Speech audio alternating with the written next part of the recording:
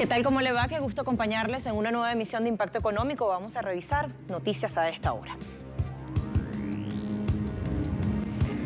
Gobierno de Juan Orlando Hernández, esto es Honduras, nuevamente acusado de corrupción, esta vez por la compra de 7 hospitales móviles por 47 millones de dólares para luchar contra la COVID-19 y solo han llegado 2 procedentes de Turquía. 2 compañías de transporte, Uber y Lyft, se van de California y dejan un agujero en el sector empleo.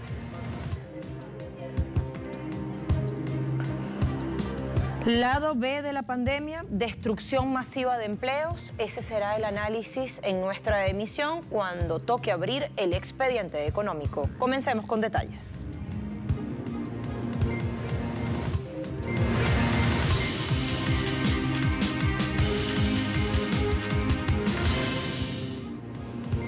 En Perú, la pandemia mundial de la COVID-19 ha dejado fuertes estragos. Uno de ellos es el desempleo, que ha crecido a proporciones agigantadas y, como siempre, debido a la falta de una política integral de protección a la ciudadanía. El pueblo, los vulnerables, los pobres, terminan pagando las consecuencias y se hacen más pobres, y la clase media deja de existir para entrar a la pobreza sin que ningún funcionario se ocupe de esta situación. En el Perú, de Martín Vizcarra. En medio de la crisis sanitaria actual, en Perú, millones de personas han quedado desprotegidas sin un empleo con el cual pagar sus cuentas y mantener a su familia. De acuerdo al último informe del Instituto Nacional de Estadísticas e Informática, 6,7 millones de peruanos perdieron el trabajo desde marzo de 2020. Entre abril y junio, la población en ocupación en Perú disminuyó un 39,6% en relación al primer trimestre del año.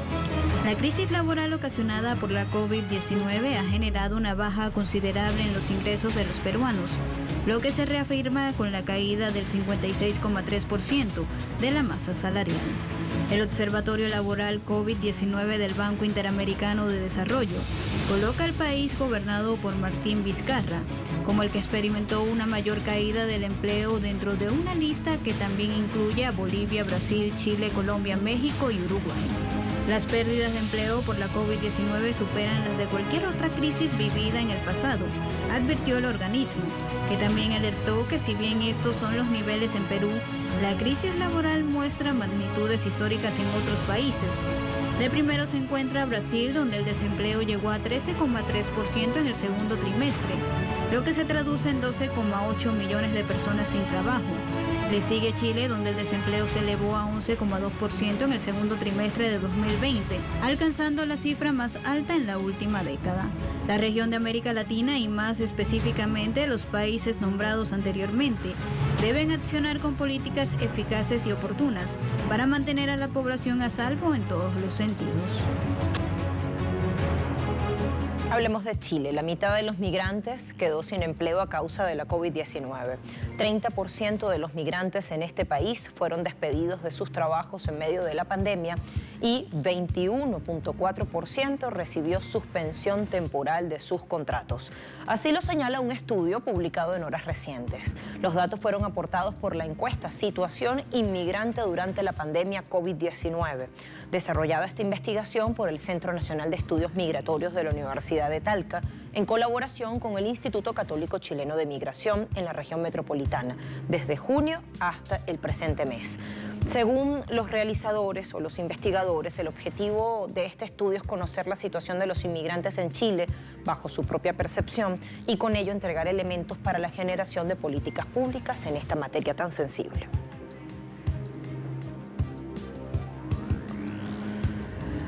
Bueno, en Honduras hay protestas contra el presidente Juan Orlando Hernández. En medio de la pandemia, su gobierno es acusado de corrupción por la compra de 7 hospitales móviles por 47 millones de dólares para combatir el nuevo coronavirus, de los cuales solo 2 han llegado procedentes de Turquía.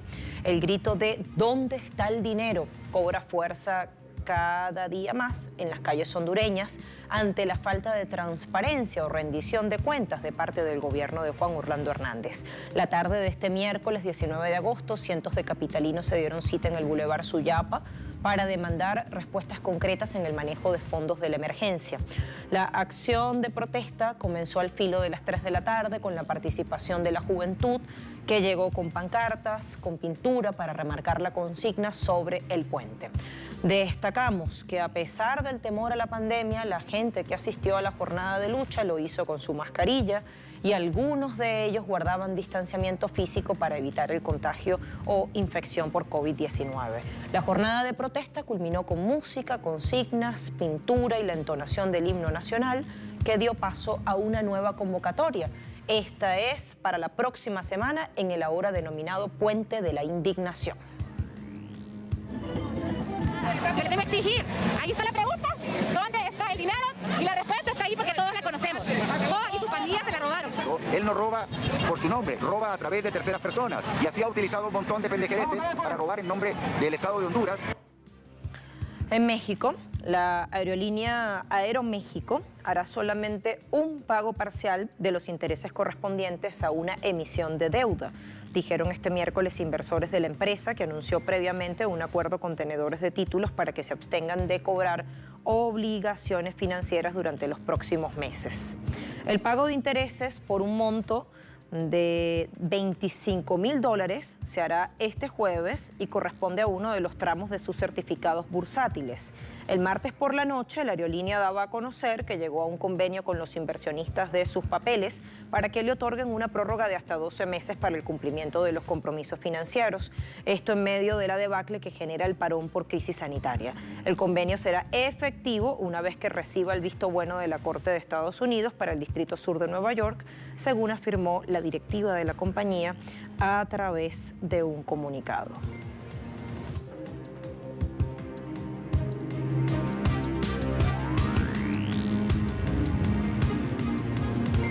Este miércoles se celebró de forma virtual una nueva cumbre del Comité Conjunto de Monitoreo de la OPEP Plus para mirar lo que se ha logrado en los meses precedentes, para revisar la meta, y se concluyó que en 95% se cumplieron los términos del acuerdo en mayo, junio y julio. Además, se reafirma la intención de compensar la diferencia e intensificar la reducción de la producción de crudo antes del próximo mes de octubre. Al cierre de esta reunión, en formato virtual, se indicó que los países que hacen parte del grupo OPEP Plus deberán presentar sus planes para hacer las compensaciones requeridas para el 28 de agosto. Esto es un punto muy importante, el referido a las compensaciones. El pasado 12 de abril, la OPEP y 10 productores independientes, que justamente es lo que se conoce como OPEP Plus, 13 miembros OPEP y 10 productores que no hacen parte de este organismo intergubernamental, anunciaron un nuevo recorte petrolero para estabilizar el mercado energético tras el desplome continuado de los precios debido al exceso de oferta, y se suma otro elemento extraordinario que es el impacto de la pandemia de la COVID-19.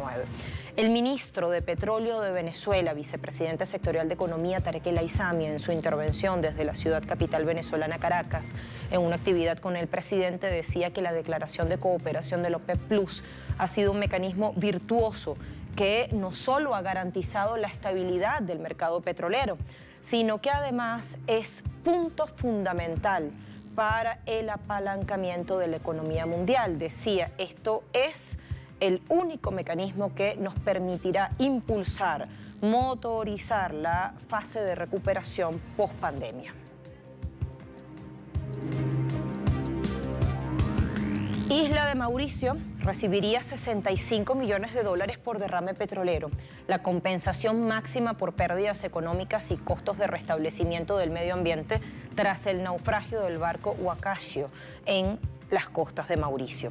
Según el reporte de la Conferencia de Naciones Unidas sobre Comercio y Desarrollo, ese es el monto pautado por tratarse de una nave granelera. Recordemos que para el 11 de agosto algunas estimaciones indicaban que entre 1.000 y 2.000 toneladas de fuel oil se habían filtrado de un tanque roto y habían caído a la laguna circundante, incluyendo zonas de manglares. Hay que señalar que este derrame, considerado el peor de la historia de Mauricio, pone en peligro los corales, los peces y otras formas de vida marina, además de la economía, la seguridad alimentaria, la salud y una industria turística de $1.600 millones, uno de los principales medios o una de las principales fuentes de ingreso de este país.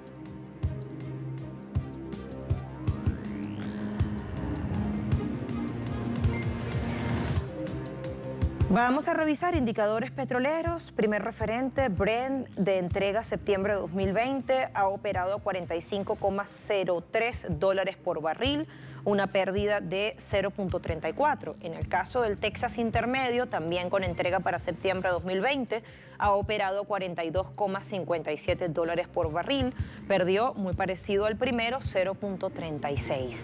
En la jornada del 19 de agosto, la cesta petrolera OPEP se ubicó en $45.49, con un alza, en este caso, de 0,55.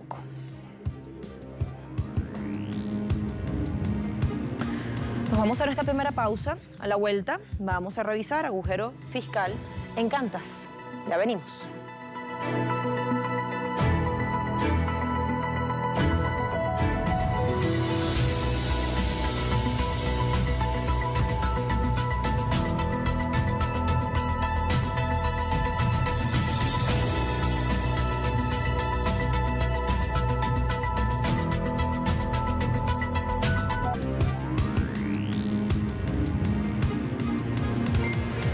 El ferry eléctrico de pasajeros más grande del mundo navega entre Dinamarca y Suecia para un viaje de 4 kilómetros. El ferry funciona casi como un teléfono. Cuando llega al puerto, un robot conecta un cable de carga al barco. Solo se requieren 9 minutos para recobrar nuevamente la energía. De acuerdo a sus creadores, este ferry eléctrico cuenta con múltiples atributos, entre los que destacan el factor ahorro, puesto que con un precio elevado de diésel, el uso de electricidad en un medio de transporte se hace más barato y se reduce en un 100% las emisiones contaminantes. Pero no todos son buenas noticias para el sector transporte. En Estados Unidos, específicamente en California, Uber y Lyft, compañías dedicadas a operaciones de transporte compartido, se marcharán del estado dorado, dejando a cientos de miles de conductores desempleados y millones de californianos persiguiendo taxis caros.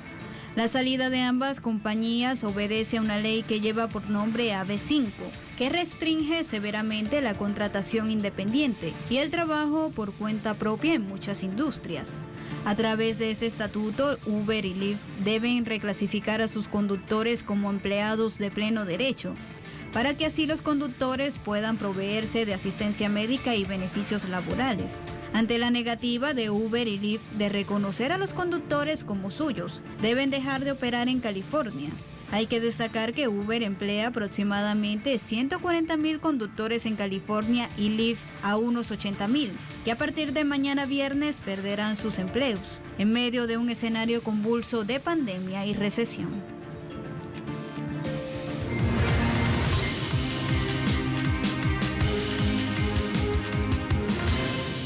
Tras una rotunda derrota en el Consejo de Seguridad de Naciones Unidas, Estados Unidos está listo para pedir a este organismo internacional que vuelva a imponer sanciones a la República Islámica de Irán mediante una maniobra diplomática que se utiliza, una medida que probablemente aislará todavía más a la administración Trump, dicen los analistas.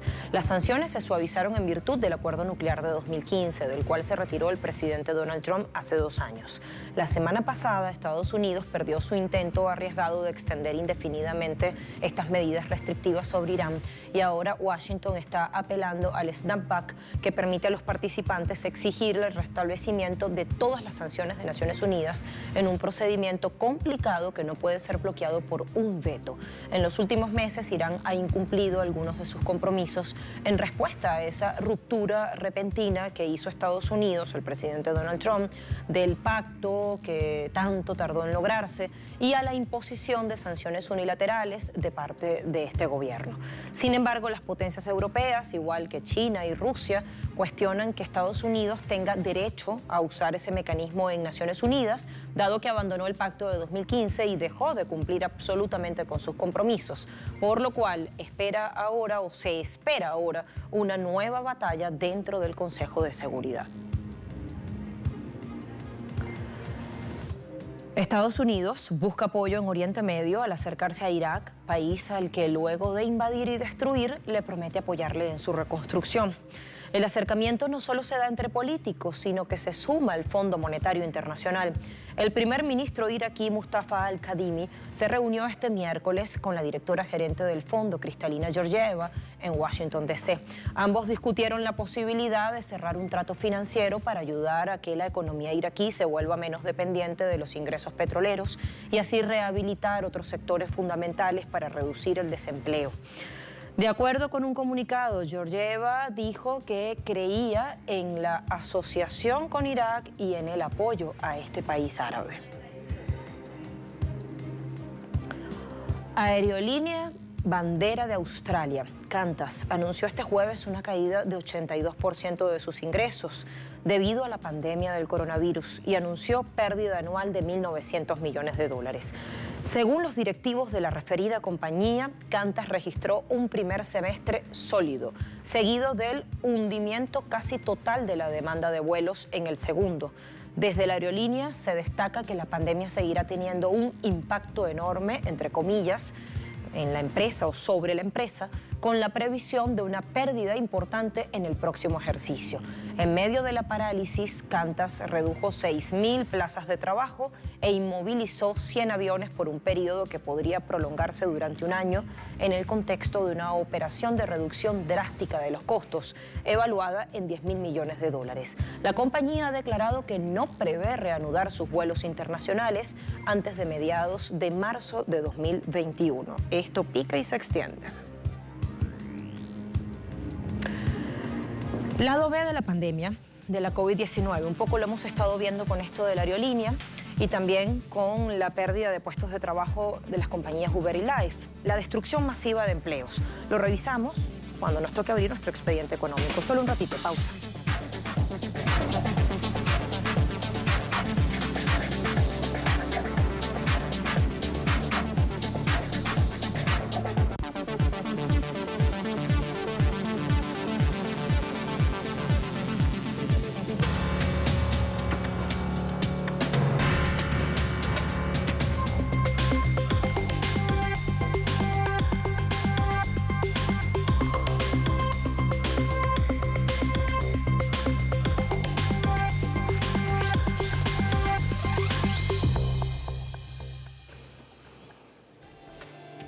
La pandemia del nuevo coronavirus ha puesto en la cuerda floja a sectores enteros de la economía mundial. Entre ellos figura el aéreo, el automovilístico o la distribución.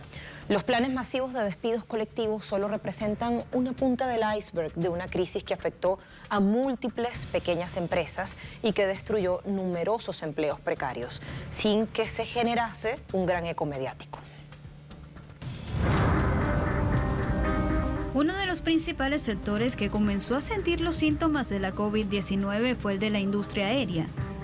Cuando a escala mundial los países prohibieron los vuelos no solo internacionales, sino también cielo adentro. Dos de las principales aerolíneas de América Latina, el grupo chileno-brasileño LATAM y la colombiana Avianca, se acogieron a la ley estadounidense de bancarrota, pero otras compañías más pequeñas como la sudafricana South African Airways y Comair, así como la británica Fly o las filiales francesa y austríaca de Level, tuvieron que cerrar definitivamente. Declarado en quiebra, el gigante australiano Virgin Australia fue adquirido por una empresa estadounidense. Antes de aterrizar estrepitosamente, otros optaron por un método para las corporaciones más fáciles, que pasa por hacer recortes drásticos donde los empleados terminan pagando las consecuencias. Las estadounidenses American Airlines, United Airlines y Delta Airlines despidieron en conjunto 87.000 trabajadores.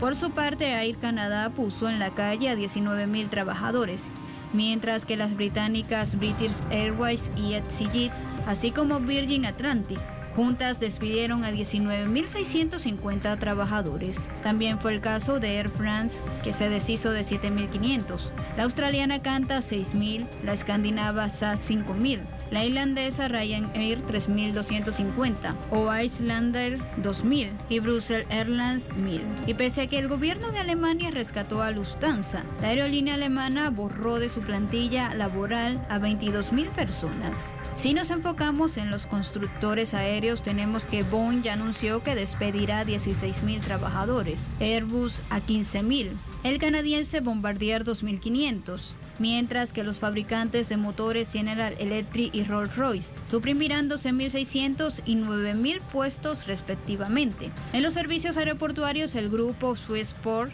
prescindirá de 4.000 empleos en Reino Unido. Asimismo, la pandemia ha resultado fatídica para numerosas cadenas comerciales. En el Reino Unido quebró el grupo Intu, que poseía grandes centros comerciales. Una situación muy similar se produjo con la cadena de ropa Laura Ashley y con la empresa Bright House, especializada en la venta y alquiler de productos para el hogar. La cadena de distribución Marks & Spencer anunció esta semana que suprimirá 7.000 empleos en los 3 próximos meses y el grupo de bricolaje y materiales Travis Perkins se deshará de 2.500 puestos, al igual que la cadena de grandes almacenes Debenhams. En Alemania, los grandes almacenes Karstadt, Kaufhof suprimirán 6.000 empleos. En el sector de restaurantes, el grupo alemán Vapiano quebró, mientras que la británica The Restaurant Group cerró 125 espacios o lugares de comida, eliminando 3.000 empleos. Pizza Express 67, poniendo en situación de desempleo a 1.100 personas. La empresa británica de artículos de deporte y gimnasios DW se declaró en quiebra. Esta despidió a 700 trabajadores. Por su parte, Dyson, empresa de electrodomésticos, eliminará 900 plazas de trabajo en todo el mundo.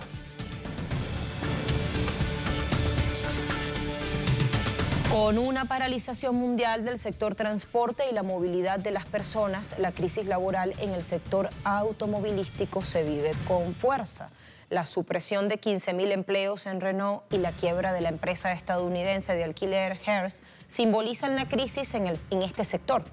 Pero allí no se frenó todo. Nissan anunció el cierre de una fábrica en Barcelona con 3.000 trabajadores. La todopoderosa BMW suprimirá 6.000 empleos. En Reino Unido ya se han anunciado más de 6.000 despidos, sobre todo en los grupos Howard Land Rover, Aston Martin, Bentley y McLaren. El fabricante de camiones sueco Volvo también suprimirá 4.100 empleos en todo el planeta. Entre los fabricantes de equipos, el francés Valeo anunció 12.000 despidos. En medio de este escenario complejo de crisis sistémica que se profundiza en lo laboral específicamente, importante es la toma de acciones, la definición de políticas públicas que permitan a la clase trabajadora blindarse. Es precisamente la clase trabajadora, la clase obrera, la que pone la mano de obra para que se mueva la economía. El motor económico no debe dejarse desprotegido. Así ponemos punto y final a nuestro expediente y también a nuestra emisión de Impacto. Como siempre, agradeciendo su compañía. Siga en sintonía. Hasta la próxima.